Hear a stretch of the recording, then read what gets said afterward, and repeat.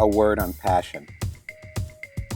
Passion is the compass that points you in the right direction above the fog of the moment and the uncertainty of the future. Passion is also the instinct that pushes you to destroy everything else to get that brass ring. Passion will leave you stranded if you do not put in the time. Passion will also give you the heart of steel needed to thrive when the less dedicated will falter. Passion is our vice and our victory. Use it wisely. Introducing you, the bite-sized entrepreneur. I never intended to be an entrepreneur. I just had an idea. At the time, I was a freelance tech journalist living in San Francisco. A friend of mine was struggling to remember a quote. I asked, innocently, "Isn't there an app for that?" There wasn't. And I found myself turning into an entrepreneur for the same reason most creators do. I realized something I needed did not exist. And if I didn't create it, it might never exist. The odd part wasn't the journey to creating what will become the app so quotable. It was who was actually making the journey.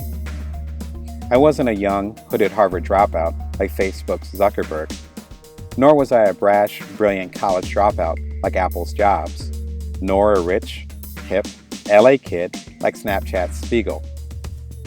I was a journalist and author, an African-American man in his mid-30s who, aside from negotiating rates with magazines, had no business experience. In fact, at the time, I was about to propose to my now wife. By the time So Quotable ramped up to launch 3 years later, I had bought my first home, married that longtime girlfriend, and had our first kid. In the midst of the launch, a colleague helping out on the tech side bailed, and I found myself learning Apple's iPhone programming language with one hand while rocking my newborn in the other spare arm. I wasn't sure if the app, or even I, would make it to the finish line, but I also had not felt so alive in a long time. I'd wake up in the middle of the night with new ideas and realize elegant solutions to my app challenges during dinner time. It was like I had two babies instead of just one. It was the passion to make my mark. I wasn't staying up late and getting up ridiculously early to watch my favorite show or to have me time. It was a nobler cause. I was also doing things my way. Instead of staying in Silicon Valley, ditching my girlfriend, and dressing like a college student, I moved out of Silicon Valley, settled down behind the proverbial white picket fence, and created the type of entrepreneurial life that I envisioned. And to my surprise, it worked. So Quotable launched in time for my first TED Talk and gained a great cult following. The success connected me with two others to launch Cuddler, a social platonic app for connecting for hugs. Cuddler hit number 1 on the Apple App Store twice, got us on the cover of the Wall Street Journal, and was acquired less than a year after it arrived. I handled the Cuddler launch through daily 4 a.m. Skype calls with my international colleagues, with occasional breaks to coax my new toddler back to sleep. The truth is that success didn't happen with the media coverage, the TED Talk, or even the Cuddler acquisition, but from doing and completing the work. As they say in Silicon Valley, real creators ship, and the product shipped.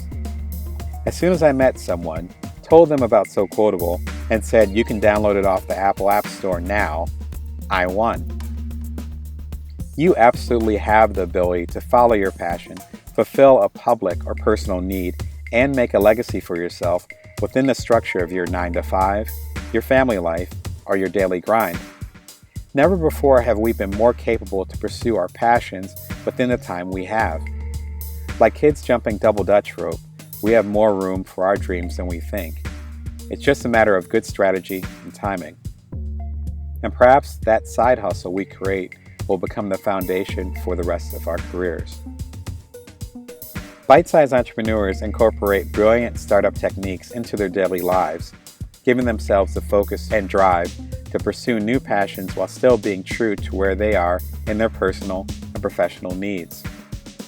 The belief that you have to sacrifice your livelihood to leave your entrepreneurial mark is a lie. It isn't about losing the life you have, but adding value to create the life you want. There are many things a bite-sized entrepreneur is not. She is not a dilettante, dabbling in various pursuits to combat boredom or gain prestige. A bite-sized entrepreneur doesn't give up when things get difficult. She is not a shallow business person, keeping the dedication superficial. A bite-sized entrepreneur dedicates every available ounce of free time to understanding her passion. She is not an obligated creator, getting her ego too invested into the idea to change. A bite-sized entrepreneur gives her passion space to transform organically into the business it was meant to be. Finally, she is not a patient person, assuming that one day she'll have all the time in the world to pursue her true passion. A bite-sized entrepreneur ain't waiting until retirement. I love to be your guide on your entrepreneurial journey. Like my Inc. magazine online column, Saying Success, that inspired this book, I am giving you simple, digestible, and actionable insights that can be interwoven into your current life structure. You can flip through the 21 strategies in any order, though you may notice a natural flow if you read it straight from top to bottom. All these ideas are explored with people who have successfully executed what you currently feel. A call to create something bigger than yourself within the parameters of your current life. Everyone's journey is different, which is the point. Realizing your business aspirations is not and should not be a one-size-fits-all process. Let's make the impact on our own terms. Today, Damon Brown, August 2016.